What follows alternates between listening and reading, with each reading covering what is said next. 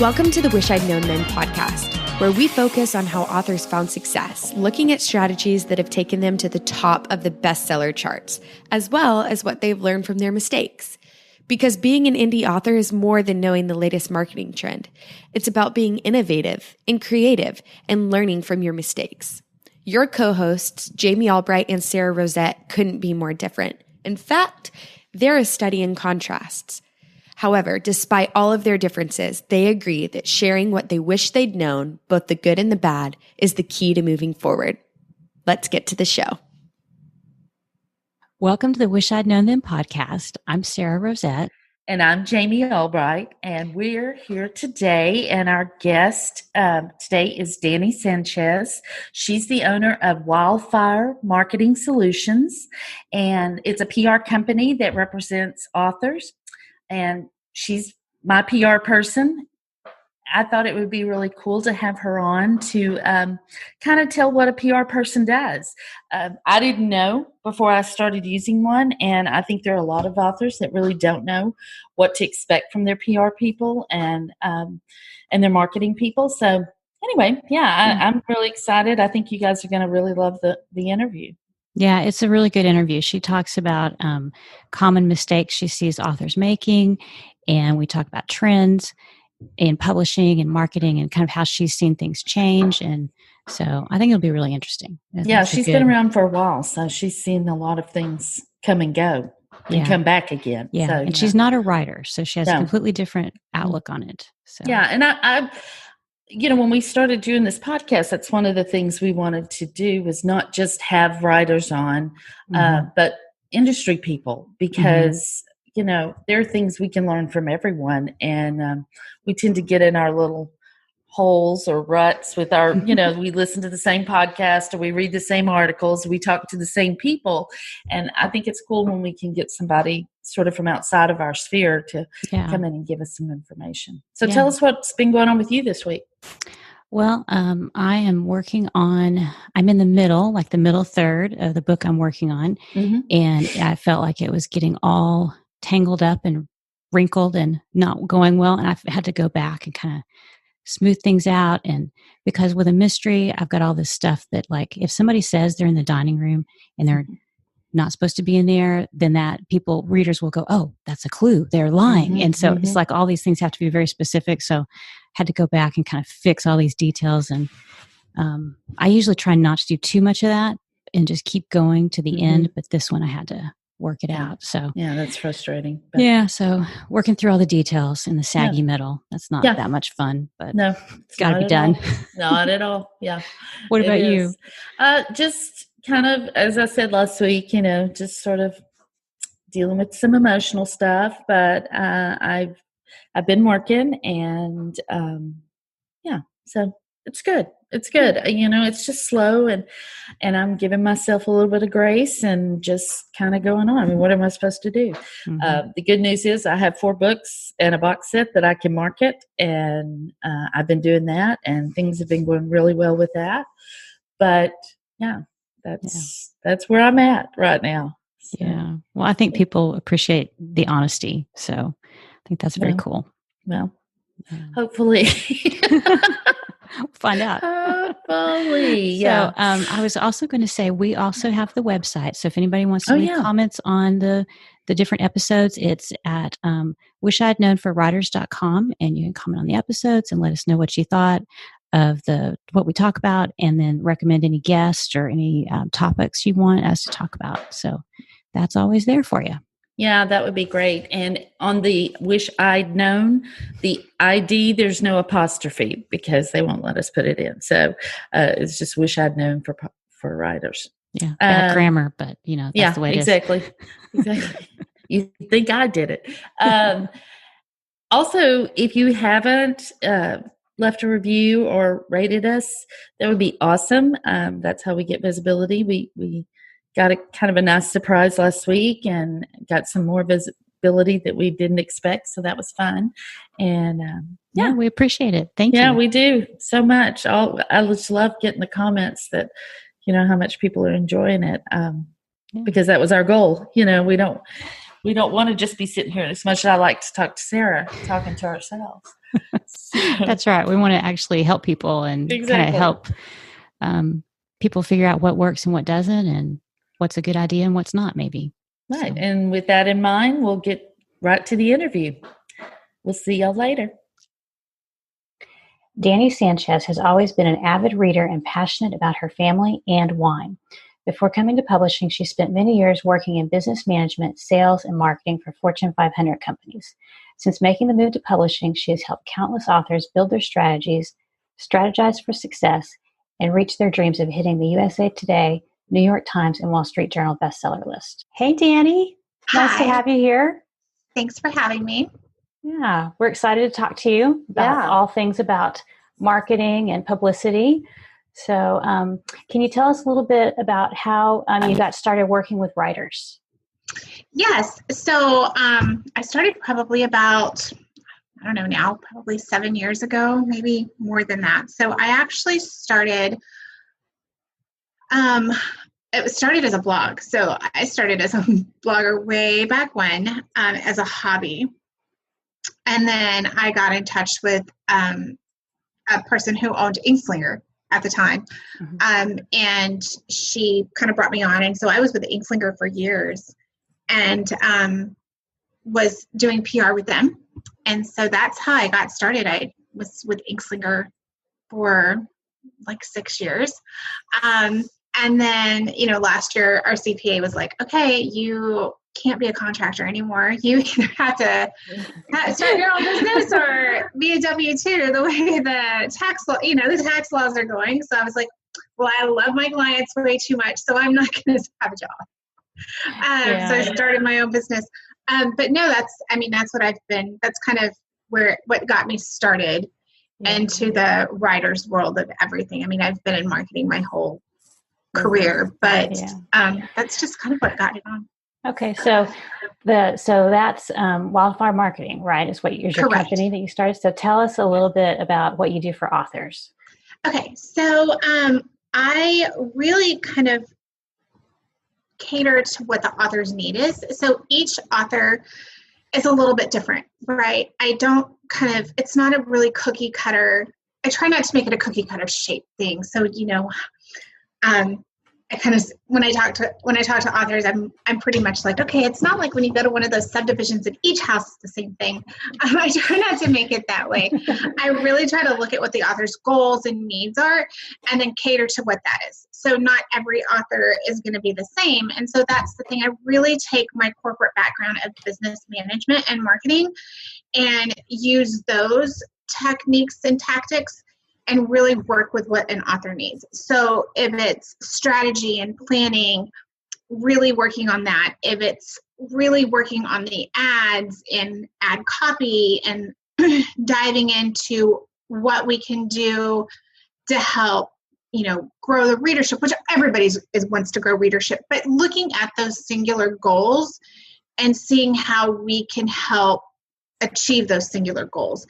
And each author's goals are a little bit different. I mean, everybody has the main goal of making more money, but how to get there is a little bit different for each person. And so that's what I do, is just really looking at the business management and strategies on how to help each author. And like I said, each person's goals are different. You can have somebody who's like, I've never gotten into audio before. I want to build my audio. I've always been KU. I want to go wide. So how do we do that? I want to grow my wide audience. I want to grow my newsletter. So like I said, each person is a little bit different. So just making sure I look at those strategies. Probably be really beneficial because as authors, we're so head down, focused on what we're doing. It's probably really good to have somebody else come in, especially with your background, because maybe you can give the bigger picture view. And that's kind of what this podcast is about. We want to look at the big picture. So do you find that you're able to look at, an author and say, okay, well, here's something you could do in this area that maybe they haven't thought of before? That's what I try to do. So I try to really look at, just kind of like the big picture. And not authors will come in and do that. Some of them are just like, okay, well, I only have this release and that's what I can only look at the right now. And I really try to broaden it and be like, okay, well, you really have to look at 6 months, 9 months down the road, because you have to be able to take what you want to do 9 months from now and really incorporate it into what you're going to do right now, because what you're going to release right now is going to help you 9 months down the road. So it is really looking at those strategies and those big pictures to help them know that it's not just the now. Like, there is more that you have to be planning for that next step and those next steps and the next steps. And so that is what I try to do. I'm always trying to say, okay, let's look at our big picture. So now I have the majority of my clients that have at least the better part of 2020 planned, knowing, okay, this is what we need to do, or at least the first half. Okay, so I know I'm going to do this. I know I'm going to do this, just so we have some things planned. I know I'm going to focus, or even just their focus goals. I know I need to focus on A, B, and C. So it helps a little bit better instead of planning on, okay, I know I'm going to release a book.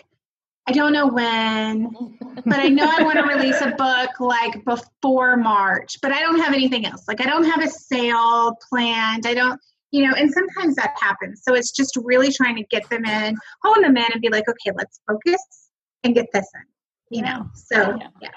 Well, do you have any aspirations to write yourself? Oh, no. Okay, short answer. Absolutely not. I mean, I'll help plot and come up with ideas with my clients, and we'll go through things back and forth.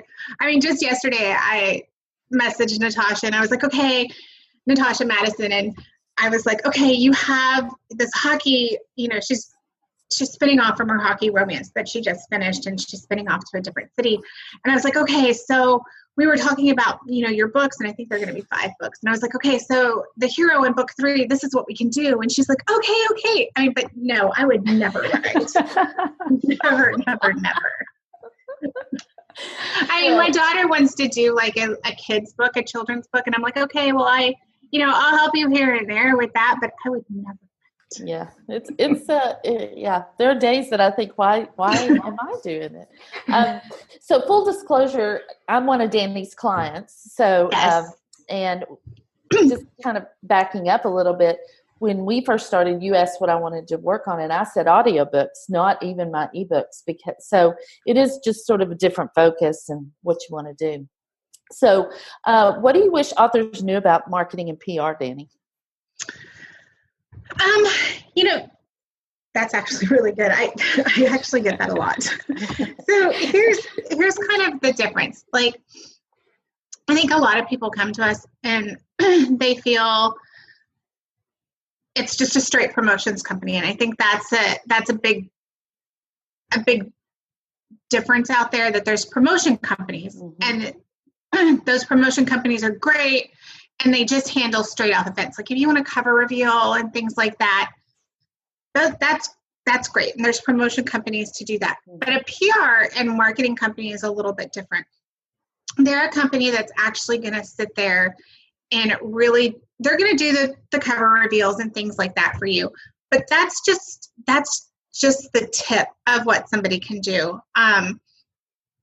The marketing and the PR companies are really going to dive into your business, or they should dive into your business a lot more. They should help you, like I was saying at the beginning, they should help you strategize. They should help, and they should be talking to you about what else you're going to do to help grow your business. And those are the things that I think that are details that sometimes get mixed up between between companies, between a PR company and a promotions company. When you're looking for a true PR and marketing company, you do want that person that is going to make sure that you're understanding that you and that person, your publicist or whoever, marketing advisor, you have that strategy and those plans in place. And it is somebody that you can go to with any kind of issue. Like, I have I want to grow my newsletter. I don't know what to do. Mm-hmm. Well, the person that's running your tours and events sometimes may not know that. So when you're going to a PR company, hopefully they do know that and you can work with that. So I think those are the differences that's what really a marketing and a PR company should do. Like, you should be able to go to that person and be able to strategize any type of issues to be able to grow your business. Okay, that's great. So is there anything you wish you'd known about indie publishing or working with authors before you started? So before this, I was in corporate. Yeah. And I worked in franchising with computers and IT, and I knew nothing about computers and IT. And when I came to this, I didn't know that much about publishing or anything like that. I think my biggest thing is I wish I would have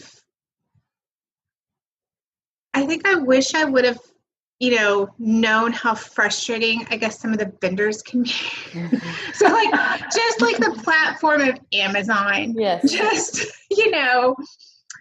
and coming from that IT background, I know things have glitches and stuff like that, but it's still really frustrating on a release day when things don't update or, in my experience, just doing this for years, when, and a client is trying to upload a book to go live and it doesn't want to go live and it takes 24 to 48 hours. But just things like that. Like, if I would have known, just, in like I said, still coming from a technology background and there's glitches, but still, it just fresh, like knowing that, that has really frustrated me the whole 6 years.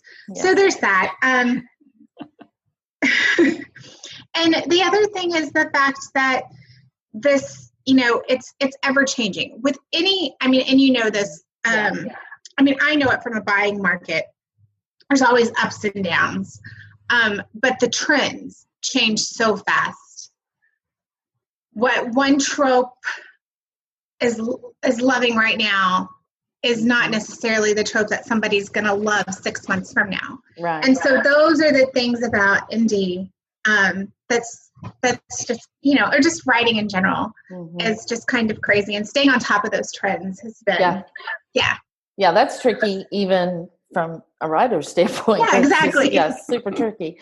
Well, a friend of mine launched, I think, Tuesday, and Amazon's, the rankings did not update all day.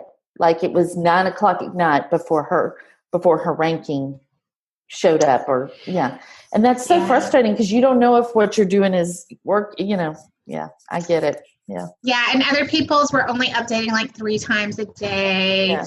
Somebody else was like 2 times. Yeah, I had a couple of clients like that who released on Tuesday. And the same thing, like one she only updated twice that day, and the other one updated 4 times. Oh, wow. Crazy. Yeah.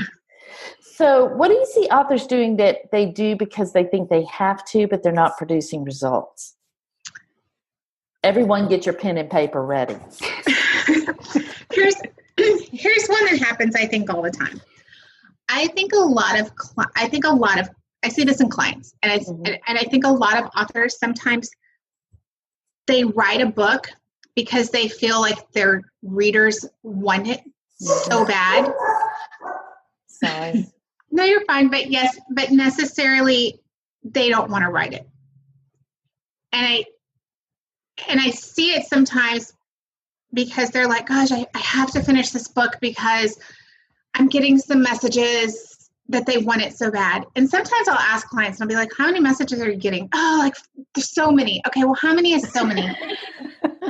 I get like 25 messages and I'm like, that is not so many. But I get that you feel like it's so many. But I think it's sometimes you don't have a passion to finish a book. And it doesn't necessarily be like, it's not necessarily like it's a cliffhanger and you have to finish it. It's just a couple in a book that somebody sees. Yes. And they're like, oh, I want to know so-and-so's story, but you don't have the passion to finish that book or to write about that couple, but you're forcing it to make it happen. And I see that happen a lot. And I think that's one thing that I would say, you know what, if if the story is not there, don't write it just because you have 25 people telling you, right? I've seen more success with authors that are writing something they're super, super passionate about as opposed to a story that they feel like they had to write. And I think that that's one big thing that I've seen 100%. Just, it's just make sure. That's why you got into this, right? You got into this because you love it, but don't feel, and don't get me wrong, there's books that people have written because their readers want it and they make a ton of money off of it. So there's that too. But I just don't write a book because it feels forced. Right. Yeah. Sometimes. Yeah. I know that I feel, I hate to tell people no. And so when somebody wants the next book, I'm like, maybe, Yeah. And so sometimes we just have to be the big authors and say no and grow up and move on and come to terms with maybe disappointing a couple of people, but that's probably okay overall. I always think that, like Kristen Ashley is so great about it. So she's like, that story just isn't, it's possible later in the future. Like you see it on her, like what's coming up page. Like it's possible in the future. I just don't have their full story in my head yet. I'm writing that down right now. Yeah. Like, and I've seen her do that too. Like, it's a possible story for the future. I just don't have their full story complete in my head. That's awesome. And I've seen other people say the same thing. I've seen like Megan March say it. I'm trying to think of who else I know who said it. I think Kristen Purley has said it, but yeah, I mean, it's a good out, right? Yeah, it's a good approach to take. Yeah. Yeah. I'm sorry. I was going to say to where, you don't have to write it. Yeah. Yes. Yeah. So what are some of the most common mistakes you see authors making maybe in their marketing and their publicity efforts? So not allowing enough money for advertising, I think is the biggest thing.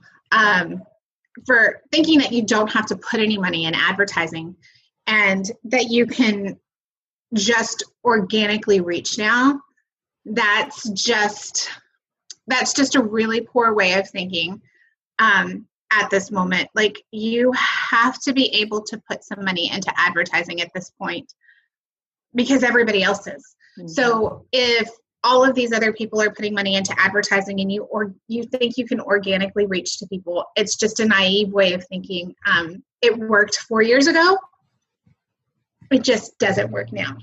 Yeah. So in order to move forward, the way to move forward is to make sure that you're advertising. So to make sure that you have some advertising dollars set aside for AMS, for Facebook ads, Facebook and Instagram ads, and BookBub, and even newsletters.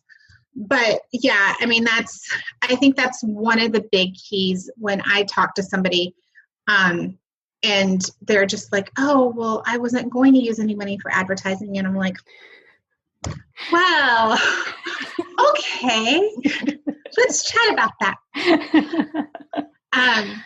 So yeah, I think that's the biggest hurdle is to make sure that you have that. Okay.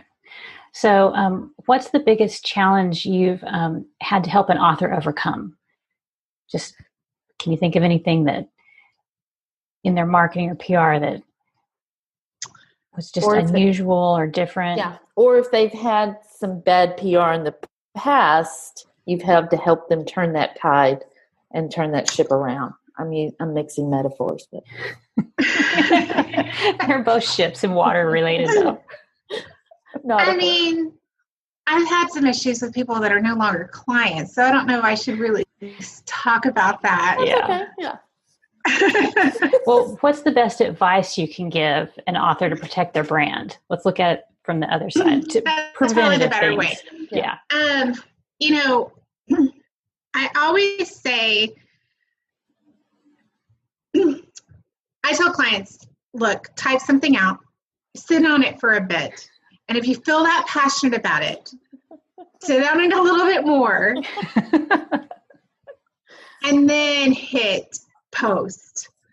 And some will sit on it, someone will sit on it a little bit more, and then I'll delete it. I have a couple that'll still post it, and it's fine, because they feel so passionate about it, and it's totally okay. So those are the first things I would say. There's people, I'm always just like, okay, make sure that let's, try not to talk about politics or, religion, things like that. Again, there's some that are pretty hardcore, they're going to stick to that, and that's okay. But those are the big things, not to get into sparring conversations with anybody. Those are, just the big things. I've had to pull some people out of it. If somebody is going to email you or text you, not text, or PM you about something, don't respond. Like, it's just, just don't. Like, sometimes it's better not to engage. Mm-hmm. And those are the kind of the things that I've really, tried to tell them. And those are things that are easy. It's just like, just don't, Yeah. They want a reaction. If you give them the reaction, then they've won. Yeah. So let's just not go there. So for the most part, it's been okay. I mean, there's been issues. I mean, Goodreads is probably. Yeah. Yeah. I'm like, just don't go there. Yes. Go there as a reader, not an author. Yeah. Yes. Yeah. Well, do you see any commonalities in writers who have been successful over the long haul?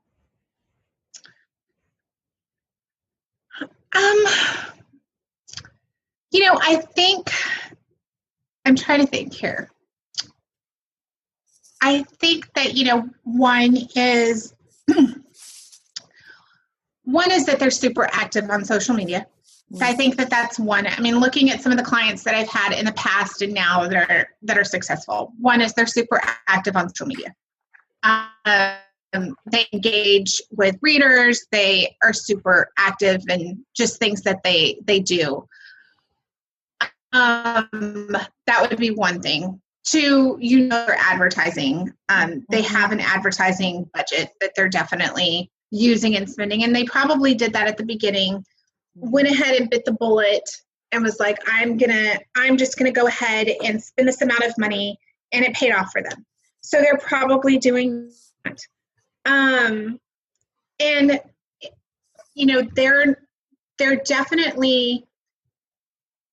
they're definitely doing things with their covers. So I think a lot of them aren't using stock. The way that some of the ones that I'm looking at. So they're definitely making sure that their branding is consistent. So they're definitely branded with making sure that each cover is similar in look. I think those are some of the big things that I'm seeing.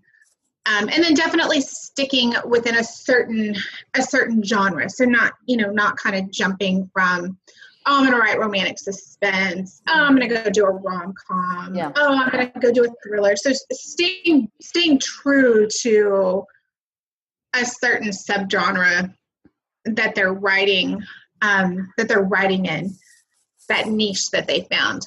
So those are definitely things that I've seen with some of the successful people. Yeah. There's an urban fantasy book I'd love to write, but you won't see me writing it anytime soon. I'm staying in my rom-com lane because you're pen. Yeah.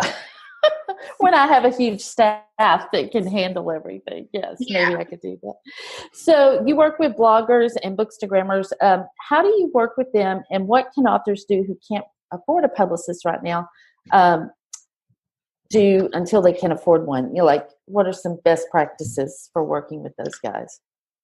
If you can't afford a publicist, I would highly recommend setting up a master list. So that you can have some kind of communication with bloggers and bookstgramers. and you should, every author should have a master list. Because if the social media went down tomorrow, how would you get in touch with people to review your books and things like that? So, get a master list, and that's how you could get in touch with them. I have a master list, so that's how I work with mine. And then I really try to have personal relationships with a lot of the bloggers and bookstgramers as much as I can. There's a ton of them out there, but as much as I can. When I go to events, I try to pull myself to the side and have, drinks or one-on-one conversations. If I go to a city, so my daughter has a cheer event next weekend in San Antonio, so I'm going to meet up with a couple of them. So I try to have, personal relationships and maintain these types of relationships so I have a good, just a good relationship and understanding with them, so then they can, they'll help later on. And it just forms bonds and friendships. Like, I've made really good friendships with a lot of them as well. Yeah. But doing these for authors, I think, who can't afford marketing and PR, this will definitely help. Just pulling onto that master list, because then you can go to them when you do have a release. That's good. How have you seen the market change, like, over the last couple of years? Oh, wow. How long do we have? It's going to spike back up. So, like, I've had this conversation with a few of my clients. So it's not, the book world's not like the tire market, where my husband's in tires. He works for Michelin. So everybody all the time needs tires. The tire market's always going to, it's always going to go up. Or toilet paper or toothpaste. Everybody always needs it. There is no doubt. The book world isn't like that. So there's going to be ups and downs, and you can look at the market. So you can look like back in the 90s, where there was a spark in romance, and that's where Bobby O came in, and there was a spike, and then it went down, and then we had a jump again with E.L. James, and then we had some downtime. There's going to be another jump again. It just, if you look at the ebbs and flows of how market is. So right now we're just kind of on a little bit of a down, and it'll go up. So something big will happen again, and it'll go up. Look at everybody's going crazy over the trailer that came out. What was it? 365 days. I just watched the music, like the song that goes with it, the soundtrack. Oh my gosh. Yeah, Sarah, you don't want to watch it, but it's really hot. I'm just going to tell you right now, it's hot. Maybe that's why I don't know what y'all are talking about. So, maybe that'll be it. But, who knows? There's always got to be something that gives a push. There's always changes. We saw a change when KU came into the market. You saw a change when Amazon got rid of their Kindle worlds. You saw a change when iBooks went to Apple Books. So you're constantly seeing changes in the market. And you just kind of adjust to them. So I think that's this whole thing. I think, we'll see another change, and you'll see another, big pickup or dip. And it just depends on what's going on and what the trends are too. Right. So, I think it's just a natural flow of what it is. Right. Yeah. And I think there's an overabundance of publishing books, people publishing books right now too. Yeah. Oh, shoot. Sorry, y'all. That's my dog Tug. So you sort of already answered this one talked about a lot of the changes, but can you think of anything specifically in indie publishing that's changed? It's just exploded. So, any specific trends or anything you see, maybe what's coming in indie publishing or just publishing in general? No, like I said, I think there's a lot of books that are, I think a lot of people are publishing. I think right now you'll probably, this is just me, kind of what I see kind of what I see on the horizon. I see a lot of maybe mafia romance starting to come out, and it could have been because of this trailer, right? But before that, I just kind of saw just a little push of mafia romance. I see maybe kind of the pushback of some, or the bring back of maybe some more small town romance. I'm kind of seeing that.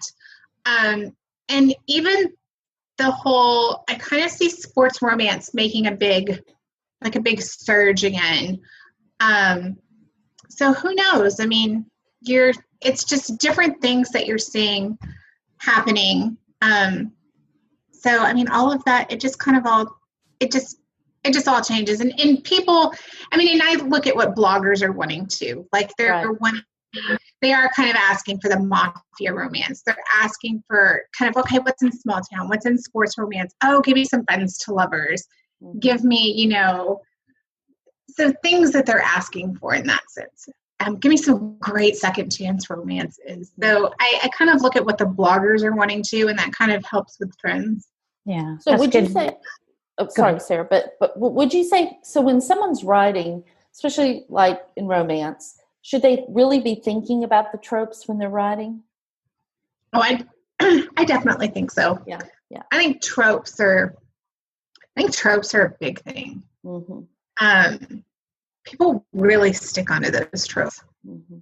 I think it's true in all genres, because Sarah, you guys, in mystery, you have tropes that you use and stuff but I think in romance it really is, because you can really sort of hang your hat on those tropes, and that can be your whole marketing. Yeah, I think that's more true in romance than some genres. Yeah.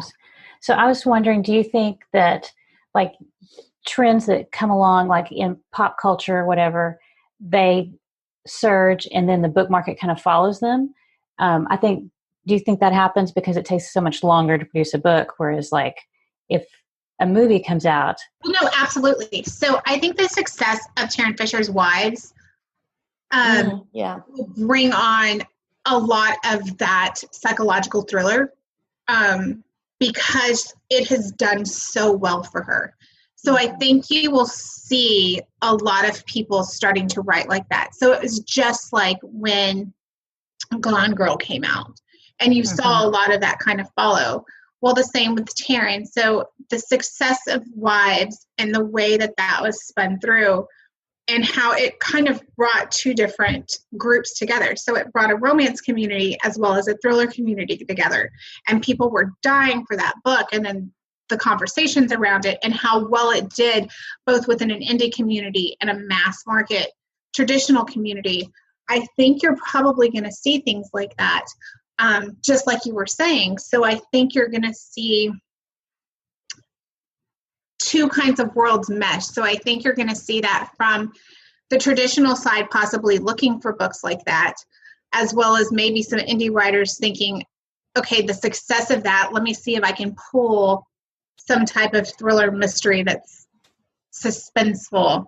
Right. Kind of twisty like that. Yeah, because there's obviously interest there. So if you can kind of tag onto that works really well. Yeah. Yeah, I mean, and she's done extremely successful with it. I mean, 2 weeks on New York Times, and I mean, she's top 30 USA Today, both weeks, Wall Street Journal. I mean, she'll be on Wall Street Journal today when we look. So, I mean, and we worked with her with that. I mean, my counterpart, Christine, did publicity for that with the Traditional House and Taryn. So, I mean, solid plan over there, but it was, I mean, the success for that is great, but I think you're going to see a lot of that kind of, like you said, trickle down because you see success in one. So you'll see a lot more of that come out. Those twisty thrillers. Yeah. Well, that's very cool. Awesome. Yeah. That's awesome. Yeah.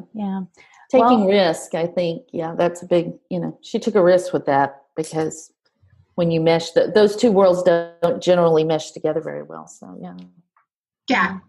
I think that's the biggest thing, people kind of taking risks, and that shock factor plays a huge part into something doing really well and soaring really well. I mean, you can look at the charts right now. And I mean, Penelope Douglas, there's a shock factor value in her book there that has a lot of people going, oh my God, you know, have you read this? And people going to be like, okay, well, go read it. So, you know, and you can say that for a lot of the books that are in the top. I mean, I can pull it up here. So in the top 100, you can see that with a lot of them in there. I mean, I'll go to iBooks. Yeah. I was going to say, while you pull that up, I was going to say that Gone Girl had that too, because people wanted to talk about it because there was like, oh, but they didn't want to, like, if they're nice, they didn't want to spoil it. So they're like, you got to read this book. Right. You were like, oh my God, did you read this? Because the ending, oh, wow. You're not going to believe it. And then you want to talk to them about it. Yeah. Exactly. Yeah. But I mean, it's the same thing. So, I mean, I just pulled up Apple, but it's the same kind of thing. So you're looking at the top books and it's probably the same. I mean, James Patterson is always going to be up there, but you have, you know, you have some other people in here. So you have Brad Taylor, who's always up there, and Jane Harper, Stephen King. I mean, so you have John Grisham. So you have The Wives is up there. So yeah, I mean, and I haven't gone to Amazon, but I mean, you're always going to have books that are going to be up there that are going to have some of that shock value. So yeah. That's awesome though. And that people are going to want to be like, okay. And then they're going to try to duplicate that. And some people are fast writers. And some people are fast writers. Yeah. You know. Like me. And there's nothing wrong with that. Nope. Yeah. Well, thank you so much for talking to us today and kind of giving us like a scoop. Yeah. Where can people find out more about you and your company? So they can, I guess the best way is to go to wildfiremarketingsolutions.com. They can go there. Everything is on there. So how to get a hold of us, how to link to all of our social pages. That's probably the best way. That's just the best way. Okay, cool. Well, thank you so much. This has been so great. I think listeners are really going to get a lot out of this and things to think about and, you know, plan for. Yes, yeah. Yeah, I think so. So thank you so much, Dani.